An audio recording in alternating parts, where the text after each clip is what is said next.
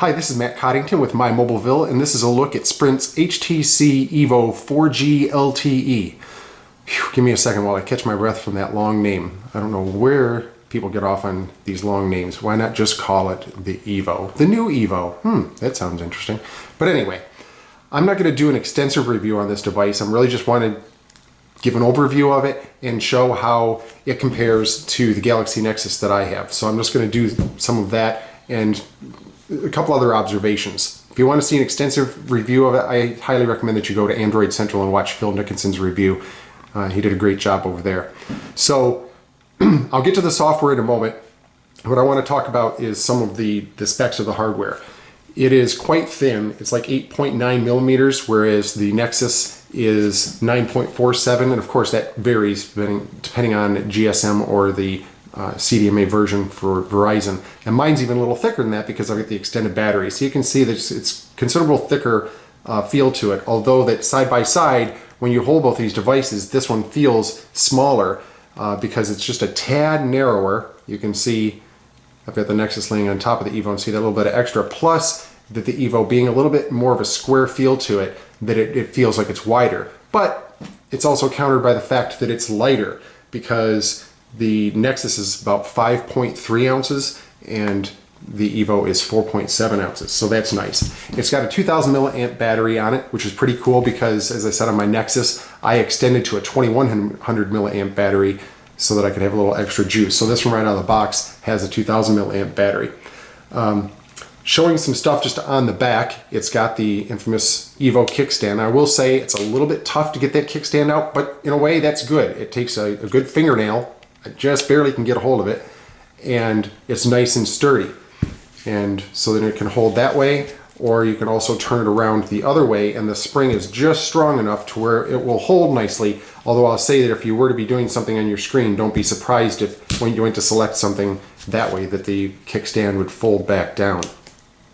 This way, obviously, then it's going to hold no matter what. The one downside to this way is that the charging port is on that side, so you couldn't have the cable in and have it sit that way. You certainly can have it charging and sit this way, but again, you just have to watch it. If you were pressing the screen too hard when you're doing something, then the kickstand could potentially close. But very nice design there. This top part comes off. This glossy, which you see as a fingerprint smudge magnet. Not an issue for those of you who do use a case of some sort. I always carry my devices naked, so for me that would also always be bothering me, having those smudges. You can see there's where the SD card slot. It didn't come with an SD card. Not a big surprise. It's not really happening a lot nowadays if there is an SD slot, but you can put in a 32 or maybe even a 64 gigabyte card in there and add some extra storage. And on looking at the back this way, you can see that the camera protrudes just like the other EVO did. And if you're carrying the device naked, and a little hard on this surface, but I noticed that the device, you can see it rocking a little bit. So if you were doing something with the device just laying on the ground, which I do sometimes, you know, I'll have my Nexus just laying there and I might just have it on the table and I'm doing something, then it's solid because the back is flat and the camera's flush, so then it doesn't rock. Whereas there is a kind of a little bit of rocking action that happens because it's rocking on that. Now I'll show a rubberized case I've got here for it, and it obviously takes that and makes it a moot point because now the width of the case, although I can't stand carrying a device with a case. I know it's good protection, but so much for being concerned about how thick a device is, etc. when you go adding on a case. But again, that's personal preference. So you can see that it's obviously solid, rock solid, when you'd want to be controlling the device while it was just laying down like that. All right, now, just on the back, this part is kind of a satiny kind of feel, but a little bit slippery, but not super slippery. And even this part that is glossy is not slippery because it really does grab. As a matter of fact, hence the reason there's so many fingerprints and whatnot, so that it's got kind of a slippery feel, but it isn't really slippery, if that makes any sense. And on the side, I want to point out that it does have a dedicated camera button, which is cool. I kind of missed that on the Nexus, but at the same time, it's not a big deal. If I know I want to take a picture of them right from the lock screen, that I can turn on the camera and fire away. But when you actually hand this over to someone to take a picture, then for them to have a dedicated camera button, it makes a lot more sense. Even today, I handed my camera to a person at graduation, and they're like, oh, how do I do that? And I said, well, you just got to press that little button there on the screen. And I honestly was concerned as to whether or not they were going to get a picture successfully for me. They did, but if there had been a camera button, that makes sense to a lot of people. So having the addition. The one thing I'll say is you can hear that little bit of wiggle thing. Has always bothered me when there's a dedicated camera button, is that it's a loose piece of hardware that you can hear rattling around, and it sounds as if something's broken, and it's not, but that's just a pet peeve that I have. So I consider that a minor thing, but just something I wanted to mention. Now I want to talk about the screen for a moment.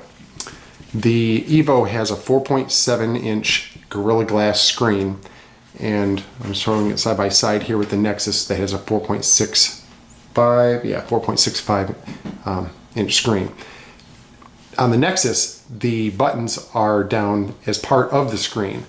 On the EVO, then it's got that 4.7 inch screen, but the buttons are actually down below, so it's getting a little more screen real estate. I'll illustrate this by going to the Google Play Store on both devices. And I'm just at the home page, and you can see the difference. Whereas if I get those aligned up here, so I've got the notification bars aligned, then look at the extra real estate that you end up getting. You end up seeing that CD that's down there, as well as the word movies from the multi-talented showing on the screen. So, and they're both at the same resolution, so you can see that obviously the size of the font, etc., is the same, but you're getting some extra real estate. So that is pretty cool of the EVO. From a software perspective, the EVO comes with Android 4.0.4 right out of the box, which is cool. I just recently had upgraded to the Nexus to 4.0.4 just the other day, so it took 6 months for Verizon to actually release that. And so it's just nice that this actually came out of the to market with the latest version of Android. And this is obviously Sense 4.0 that's on here. Again, I'm not going to go into great detail on Sense, but I like the additions that Sense has done incorporating on into Ice Cream Sandwich. For example, I'll show you that if I pick just a blank place here where I could have an app, and I'll just put play music, and I add it to there, and then I'll do play movies, and then put it beside. And then now when I drag them together, just in typical Ice Cream Sandwich fashion, and then it's made a folder. Now the folder is a little bit different than folders tend to be on the Nexus in what I'll call pure Ice Cream Sandwich. You can see there's some folders, music, and notice that it just makes the icons kind of behind one another. This resembles, ironically enough, a little bit more like an Apple type of a look, where you could end up seeing the icons of those apps which you've added. So I'm going to add just another one and put people, just for something else to add. And so now when I add that to the folder, again, you can see. And then if you want to name the folder, you tap it, and this is a nice little added plus that Sense is included, because you can name the folder, and at the same time, now that you've got the folder open, if you wanted to add some other apps, then you can go on through and multiple, just say, okay, I want to add the calendar and the camera, FM radio, and now I add those three, and now they're all added. Go ahead and name it and just say, yeah, that's the name of the folder.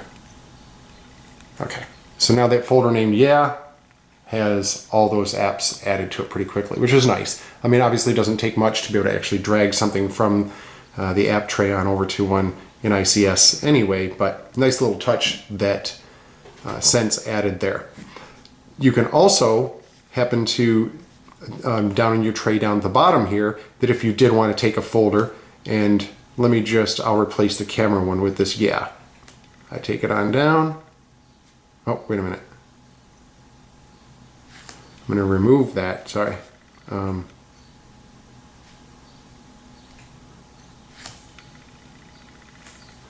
Okay, so I've removed the camera, and now I take the yeah, and now I've got the yeah down there with that multiple folder, which is similar to what I've actually done in Ice Cream Sandwich, is that I've got over here is where it pulls up some contacts, and this is more like messaging type things, social type things, and browsers, and so that the tray, I've got it so that I have multiple things. So Sense allows for you to do that very same thing, which is pretty cool. So again, I'm just going to take that, drag it on up, remove it, and then I can go to the camera and drag it on down and now it's back into the dock. So that's pretty cool.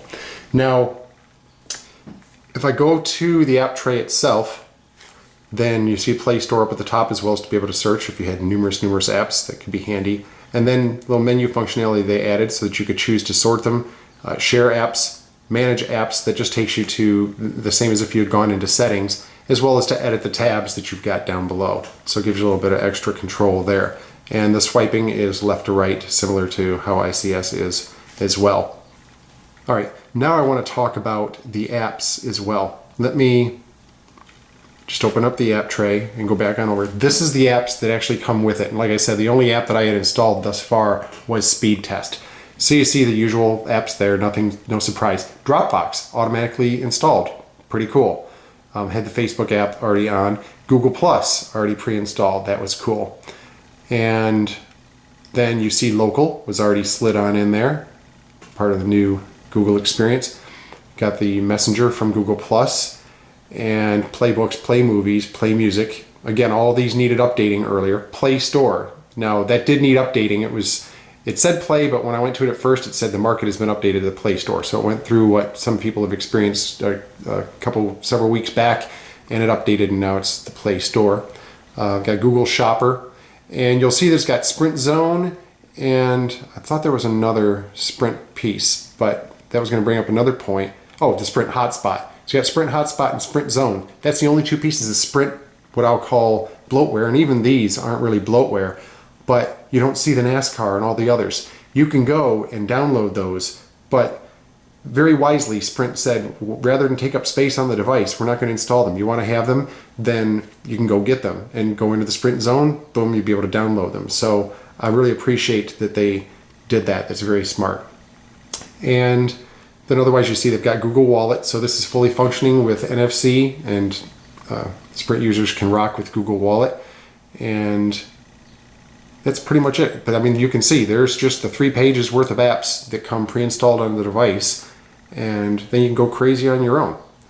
So that is a look at the new EVO, as I'm going to call it, and I think it is definitely a sweet device. If you already had the original EVO and you got this, you're just going to blow your doors off. You're really going to be very pleasantly surprised and pleased with the device overall. And once that LTE network is available and you're able to take advantage of that, it's going to even be just the icing on the cake. So that is my look at the new EVO. This is Matt Coddington with MyMobileVille. Have a great day.